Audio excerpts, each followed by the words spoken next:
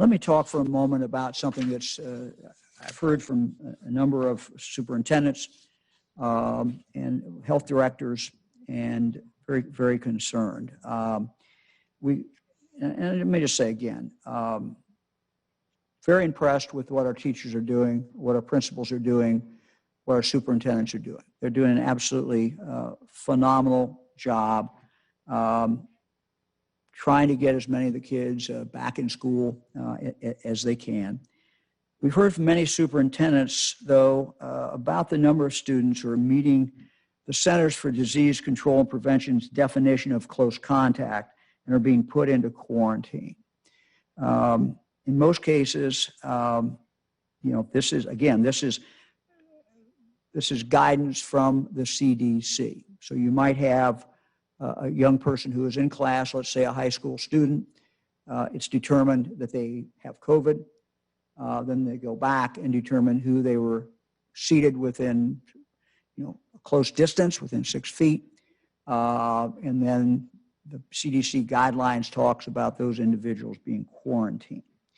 The CDC, and I'll just quote part of it, in the context of COVID-19, the definition of a close contact is someone who is within 6 feet of a person diagnosed with COVID-19 for a total of 15 minutes or more. I'll just go down a little bit. The determination of close contact should be made, this is what the CDC says, irrespective of whether the person with COVID-19 or the contact was wearing a mask. And so what people have said to us is, look, both people were wearing masks. Both students were wearing masks. They were within 6 feet, but they were both wearing masks. They were above 15 minutes, but they were both wearing masks. And shouldn't that count for something? So we're looking at this.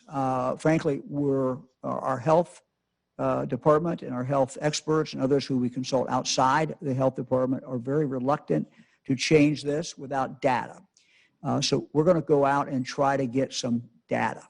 And what we're going to do is to take the new tests, some of the new tests that are coming in from the White House that we expect to be here any day. We've asked Ohio State researchers to come up with a protocol. We're going to take 10 school districts or school buildings in the state. And what we're going to do is run a test, frankly, of those individuals who meet that criteria, who would normally have been quarantined, and we're going to follow them with very frequent strip tests, these new strip tests. So again, we'll have more details in the future.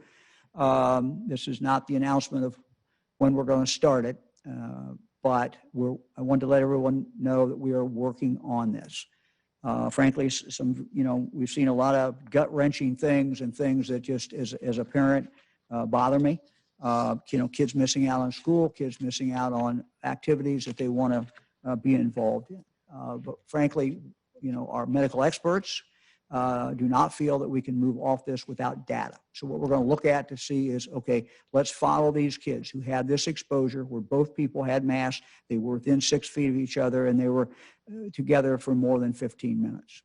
And we're going to take some of those and follow them and just see what they do in fact develop. Do they in fact come down with a COVID or not, and what the percentages are, and see if the data can help inform us as how we move forward.